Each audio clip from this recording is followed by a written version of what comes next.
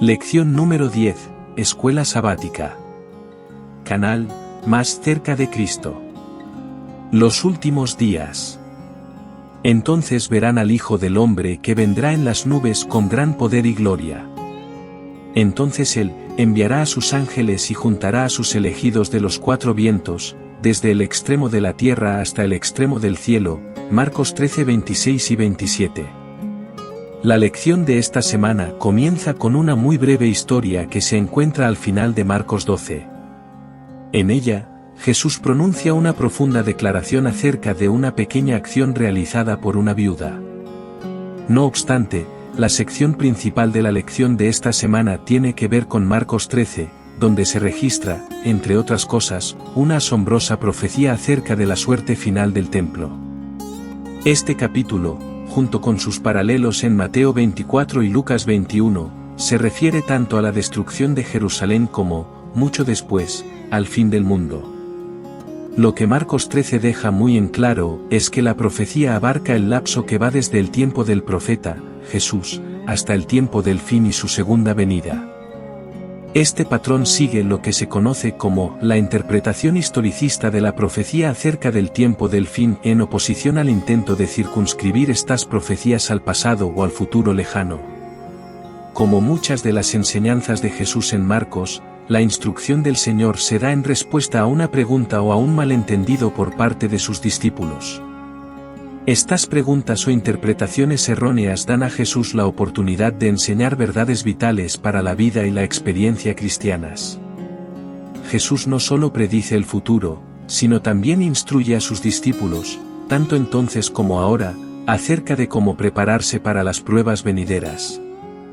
Comentario de Elena G. de White. ¿Quién podría dudar que estamos viviendo en tiempos peligrosos?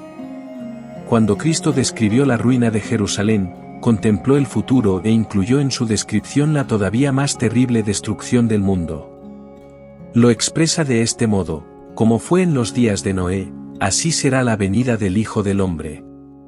Porque en los días anteriores al diluvio, la gente comía y bebía, se casaban y se daban en casamiento, hasta el día en que Noé entró en el arca. Y no entendieron hasta que vino el diluvio y los llevó a todos. Así también será la venida del Hijo del Hombre. Mateo 24, 37 al 39. Cristo, en sus enseñanzas, ha dejado lecciones valiosísimas con respecto a los últimos días. Ojalá que hombres y mujeres se enteren del peligro que corren, antes de que sea para siempre demasiado tarde. El Ministerio de Publicaciones, página 310 y 311. Domingo 1 de septiembre. 2 pequeñas monedas como ofrenda. Marcos 12, 41 al 44. Estando Jesús sentado delante del arca de la ofrenda, miraba cómo el pueblo echaba dinero en el arca, y muchos ricos echaban mucho. Y vino una viuda pobre, y echó 2 blancas, o sea un cuadrante. Entonces llamando a sus discípulos, les dijo: de cierto os digo que esta viuda pobre echó más que todos los que han echado en el arca, porque todos han echado de lo que les sobra, pero ésta, de su pobreza echó todo lo que tenía, todo su sustento. El templo de Jerusalén era una estructura asombrosamente bella. El monte del templo dominaba la ciudad, y las masivas piedras de su construcción, algunas de las cuales pesan centenares de toneladas, son una maravilla hasta hoy. La remodelación del templo y del monte sobre el que se asentaba comenzó bajo Herodes el Grande alrededor del año 20 a.C., pero la construcción y el embellecimiento de la estructura continuaron hasta el año 60 de nuestra era. Muchas personas traían cuantiosas ofrendas para depositarlas en 13 canastas ubicadas en el patio de las mujeres, cerca del templo. Jesús estaba sentado allí cuando vio a la viuda aproximarse y dejar 2 blancas. La ofrenda de esta mujer fue muy pequeña.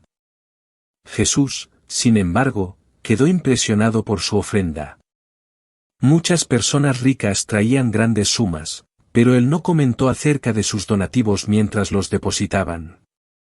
En cambio, la ofrenda de esta viuda provocó su alabanza. Él declara que ella puso más que todos los demás. ¿Cómo es esto posible?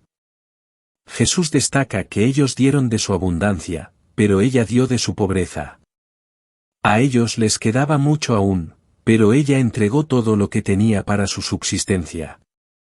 Esto hace que su ofrenda resulte exorbitante, aun cuando su valor monetario era minúsculo. Esta historia contiene una profunda lección acerca de la administración de los recursos. Dar para la causa de Dios no es algo que depende de las acciones de los dirigentes para tener validez. La dirigencia del templo era corrupta, pero Jesús no avaló la retención de ofrendas. Si alguna vez hubo líderes religiosos corruptos, Caifás, Anás, los de ese momento estaban entre los peores. Jesús también lo sabía. Es verdad que los líderes tienen la sagrada responsabilidad de usar los recursos en armonía con la voluntad de Dios, pero aun si no lo hacen, quienes dan para la causa de Dios son de todos modos bendecidos en su dadivosidad, así como lo fue esta mujer. Por otra parte, retener diezmos y ofrendas cuando los líderes cometen faltas significa que la dadivosidad está atada a las acciones de ellos en lugar de ser una expresión de gratitud hacia Dios. Independientemente de cuán tentador sea ese proceder, es erróneo. ¿Qué debería enseñarnos esta historia acerca de la importancia de ser fieles en lo que damos para la causa del Señor? Lunes, 2 de septiembre, ni una piedra sobre otra. Marcos 13:1 al 13. Saliendo Jesús del templo, le dijo uno de sus discípulos: Maestro, mira qué piedras, y qué edificios. Jesús, respondiendo, le dijo: ¿Ves estos grandes edificios? No quedará piedra sobre piedra, que no sea derribada. Y se sentó en el monte de los Olivos, frente al templo. Y Pedro, Jacobo, Juan y Andrés le preguntaron aparte: Dinos, ¿cuándo serán estas cosas? ¿Y qué señal habrá cuando todas estas cosas hayan de cumplirse? Jesús, respondiéndoles, comenzó a decir: Mirad que nadie os engañe, porque vendrán muchos en mi nombre, diciendo: Yo soy el Cristo, y engañarán a muchos. Mas cuando oigáis de guerras y de rumores de guerras, no os turbéis, porque es necesario que suceda así, pero aún no es el fin. Porque se levantará nación contra nación, y reino contra reino, y habrá terremotos en muchos lugares, y habrá hambres y alborotos, principios de dolores son estos. Pero mirad por vosotros mismos, porque os entregarán a los concilios, y en las sinagogas os azotarán, y delante de gobernadores y de reyes os llevarán por causa de mí, para testimonio a ellos. Y es necesario que el Evangelio sea predicado antes a todas las naciones. Pero cuando os trajeren para entregaros, no os preocupéis por lo que habéis de decir, ni lo penséis, sino lo que os fuere dado en aquella hora, eso hablad, porque no sois vosotros los que habláis, sino el Espíritu Santo. Y el hermano entregará a la muerte al hermano, y el padre al hijo, y se levantarán los hijos contra los padres, y los matarán. Y seréis aborrecidos de todos por causa de mi nombre, mas el que persevere hasta el fin, éste será salvo. Como hemos notado, el complejo del templo era una estructura asombrosamente bella. El historiador judío Flavio Josefo destaca que el pórtico real, del lado sur del complejo, tenía 162 pilares de un diámetro tal que hacían falta 3 hombres con los brazos extendidos y tomándose de las manos para abarcar uno de ellos. Antigüedades, 15:11, 5. Jesús dice que todo será destruido. Una profecía tal, concerniente a esta asombrosa estructura, habrá sin duda sonado al oyente como el fin del mundo. Al ser atraída la atención de Cristo a la magnificencia del templo, ¿cuáles debieron de haber sido los pensamientos que guardó para sí el rechazado? El espectáculo que se le ofrecía era bello en verdad, pero dijo con tristeza: lo veo todo. Los edificios son de veras admirables. Ustedes me muestran esas murallas como aparentemente indestructibles, pero escuchen mis palabras: llegará el día en que no será dejada aquí piedra sobre piedra que no sea destruida. El deseado de todas las gentes, página 598. Los discípulos quieren saber entonces cuándo se cumplirá la predicción que Jesús ha hecho. Por lo tanto, en Marcos 13:4, un pequeño grupo integrado por Pedro, Santiago, Juan y Andrés le pregunta acerca del momento exacto. Quieren saber cuándo sucederán todas estas cosas y cuál será la señal que indique que están a punto de ocurrir. Lo que resulta llamativo en Marcos 13:5 al 13 es que Jesús dedica la mayor parte del tiempo, no a describir la caída de Jerusalén, sino a advertir a sus discípulos acerca de lo que pueden esperar mientras cumplen su ministerio de establecer la iglesia cristiana temprana. No habría de ser sencillo. En verdad, serán perseguidos, encarcelados, algunos de ellos, ejecutados. Pero, a lo largo de todo ello, Jesús indica que aún no sería el tiempo. No deben dejarse engañar por los eventos tumultuosos. Además, el Espíritu Santo les dará las palabras para hablar en el momento oportuno, aun cuando la familia y los amigos los abandonen. Lo que podemos aprender de estas palabras introductorias en la profecía de Jesús es que el pueblo de Dios no debe temer el tumulto y la prueba. Debe ser vigilante, pues el Espíritu de Dios lo conducirá a través de la tribulación. ¿Cuál ha sido tu propia experiencia con las pruebas que sobrevienen como consecuencia de seguir a Jesús? Si no has tenido ninguna, ¿podrías tal vez necesitar preguntarte si estás en verdad siguiéndolo? Martes, 3 de septiembre, la abominación desoladora. Marcos 13:14 al 18. Pero cuando veáis la abominación desoladora de que habló el profeta Daniel, puesta donde no debe estar, el que lee, entienda, entonces los que estén en Judea huyan a los montes. El que esté en la azotea, no descienda a la casa, ni entre para tomar algo de su casa, y el que esté en el campo, no vuelva atrás a tomar su capa.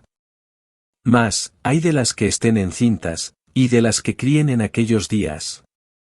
Orad, pues, que vuestra huida no sea en invierno.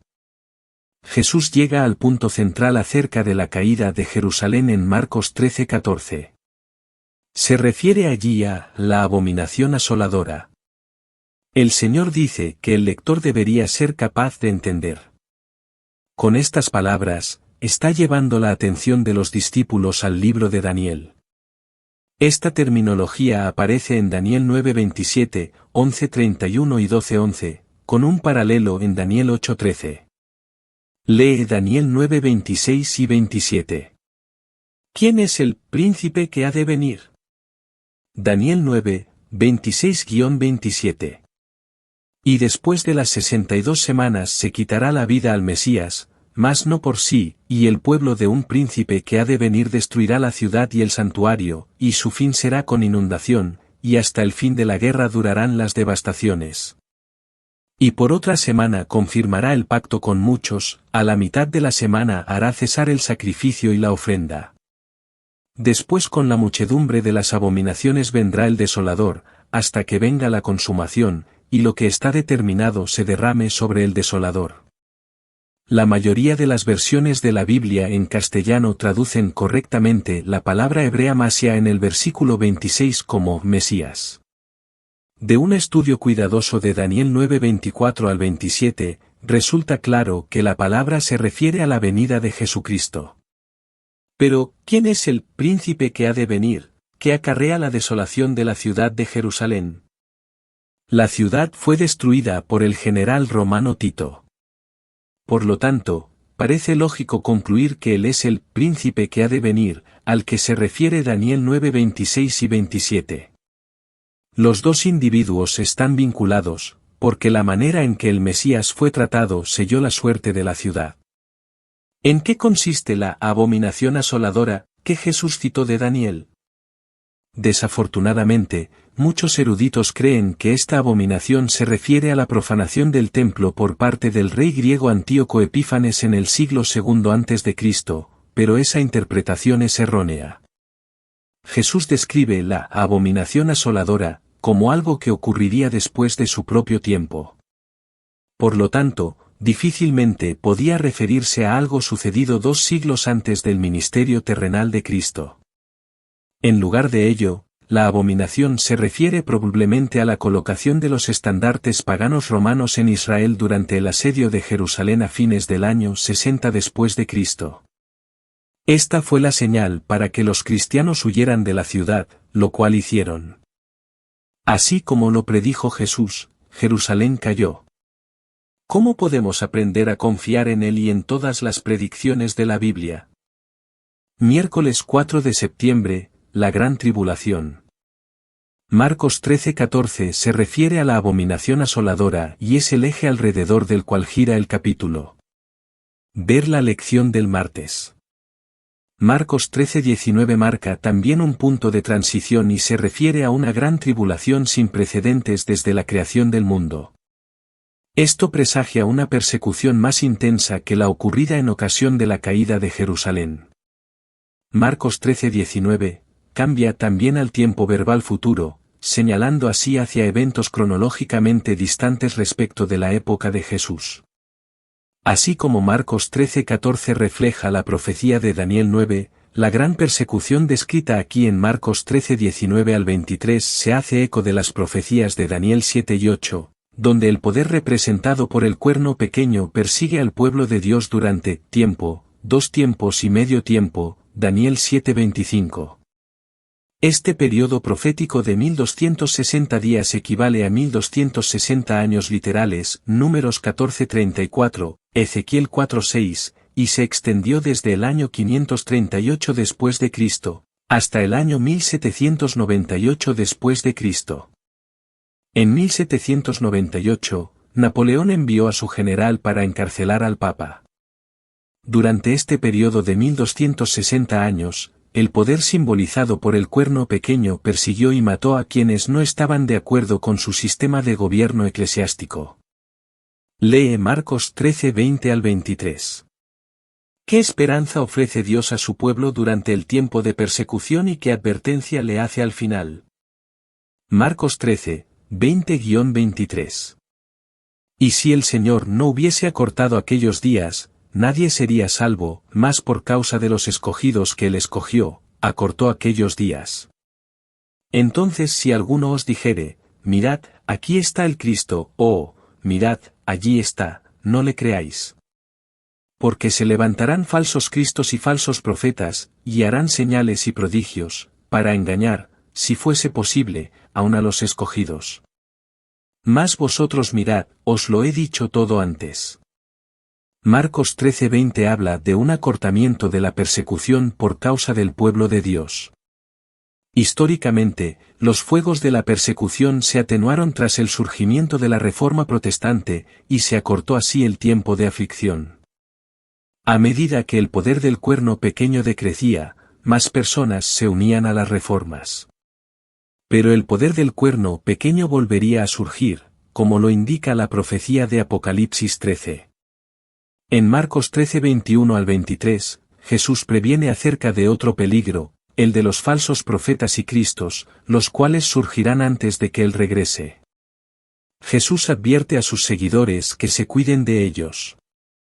Cuando Jesús advirtió sobre los falsos cristos, su movimiento había recién comenzado, sin embargo, fue capaz entonces de hacer una predicción tan asombrosa, que se ha hecho realidad. Aún hoy hay personas que afirman ser Jesús.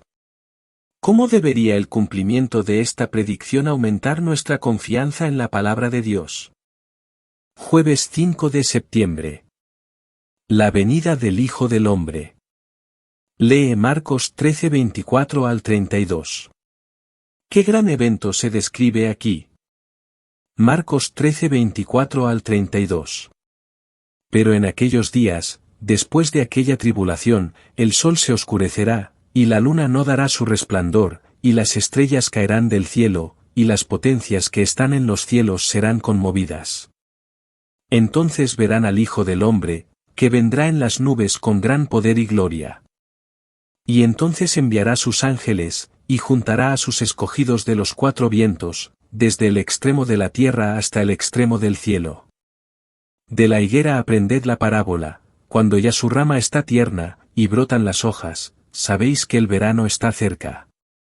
Así también vosotros, cuando veáis que suceden estas cosas, conoced que está cerca, a las puertas.